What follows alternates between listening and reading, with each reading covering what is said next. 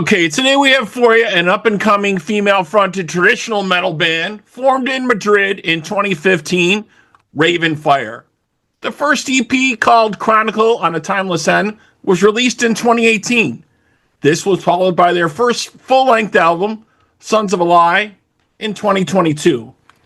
In 24, Rave and Fire celebrated their German live debut, playing at the long-standing Trivium Festival. The band's new studio album, Square One, is scheduled to be released on January 30th. From Rave and Fire, let's welcome Jimi. Jimi, how are you? How you doing, Robert? Nice to meet you. Doing well, doing well. So the new album's kind of been described, what I'm hearing, as like early 80s Scorpions and maybe a bit of Dio thrown in there for good measure.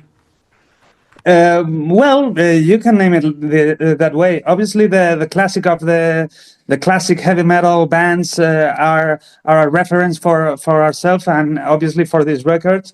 But there's also a little bit of new wave of traditional heavy metal, a little bit of Dio, a little bit of Judas. It's a little bit of a mixture of everything that we listen to and we like to enjoy. Also of things that are not heavy metal. There are some touches of soul and stuff, details. But yeah, there's a lot of reference. Yeah, you guys have just released two singles, I think, here from the up-and-coming albums. You've got Crown of Stars and Still Standing. What can you tell us about these tracks and the videos? Well, we thought there were good songs for being released as singles because they are catchy, they are powerful, they are mid-time, not a lot of changes, and it can be it's very very easy to everyone for understand. So yeah, we decided that we're gonna make them singles, and we said we don't have to, but it's convenient for us to do a video clip, something a little bit professional, a little bit more serious, and we thought Still Standing, it's quite a song for a video clip, so for a music video. So yeah, we decided to torture the singer, which is always a great idea.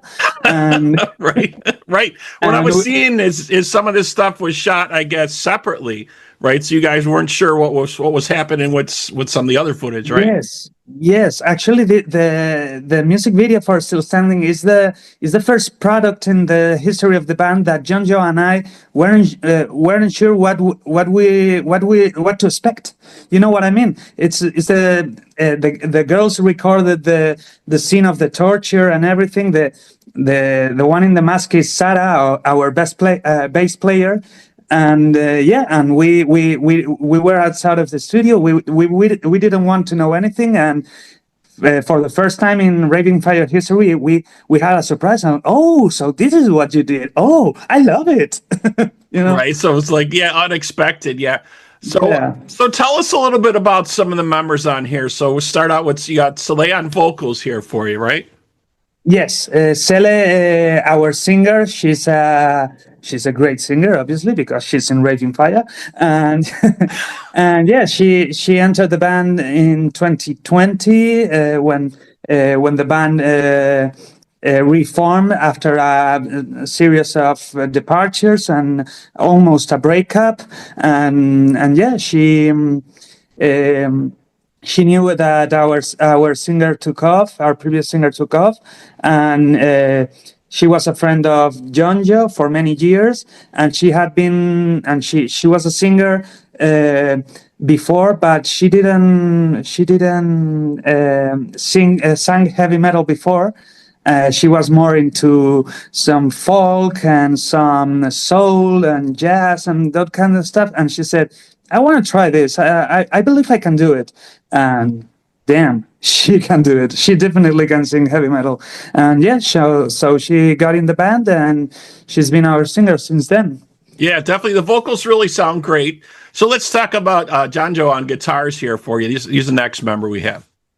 Yes. Well, Jonjo and I formed this band back in 2015. We met online, like all the great stuff that came up in the 21st century. We met on the internet. He was looking for a drummer. I was looking for a band. He said, "Dude, I'm making this project. How does it sound to you?" And I said, "Dude, let's go for it." And yeah, and we've been together since. He's like my brother, and he's a great guitar player. And a few years ago, like 8 years ago or so, he decided he wanted to become a music producer because he wasn't very.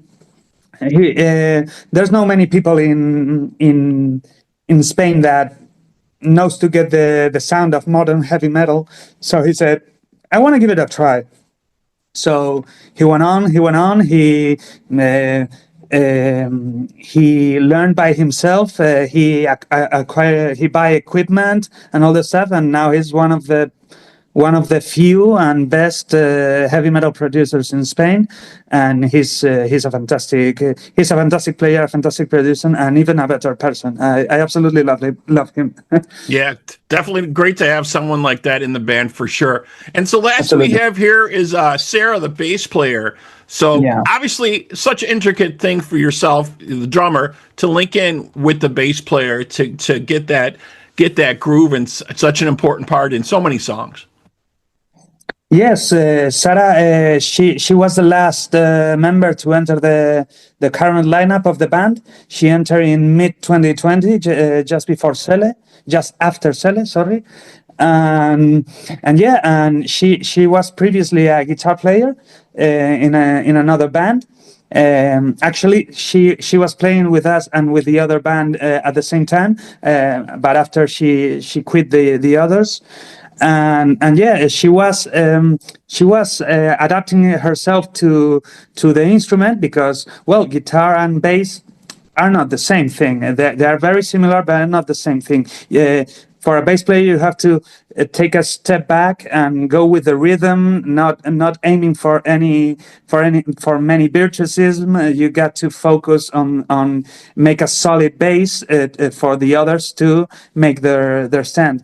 And yeah, and she was playing bass back, and she is Jonjo's girlfriend and fiance. So right now fiance, back in the day there were just girlfriend.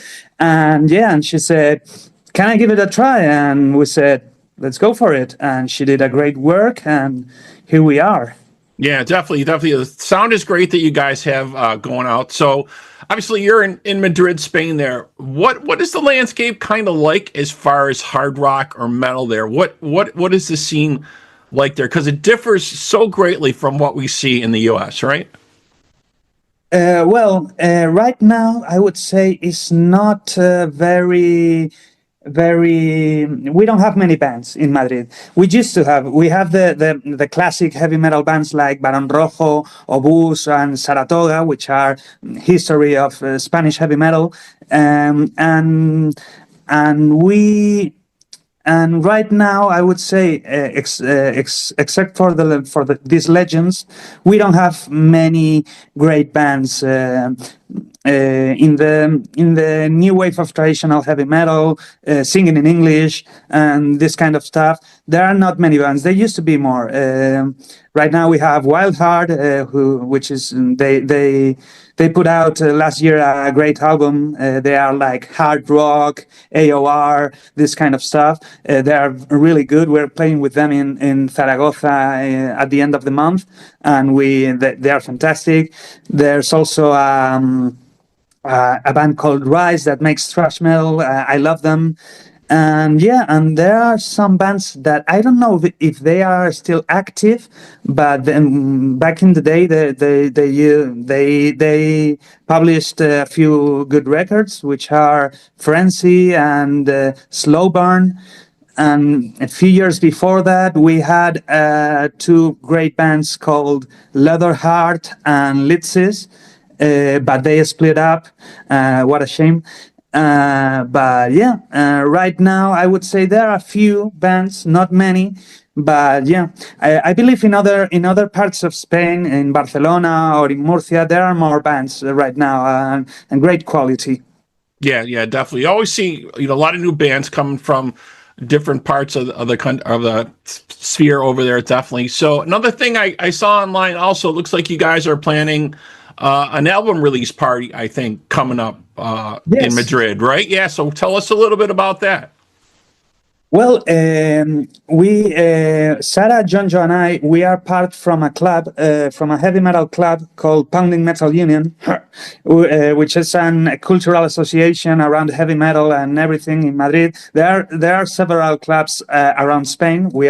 This is the one from Madrid, and the president of this club said to us, "Hey, guys, do you want to make a press release and listening party so everybody, the true ones, we can listen to your album earlier and we can pick it up early?" And we said, "Dude, that's a great idea. We've never thought of something like that." And yeah, so we are managing now with the press, with the people that have media or blogs from heavy metal and stuff, and the associates of Pounding Metal Union. So yeah, I think it's gonna be a great event, and if not, I'm gonna get drunk. Well, I was thinking a lot of bands have been doing this in the last couple years. They've been holding, album release parties, listening parties at record stores, at clubs, and it seems to be going over very, very well.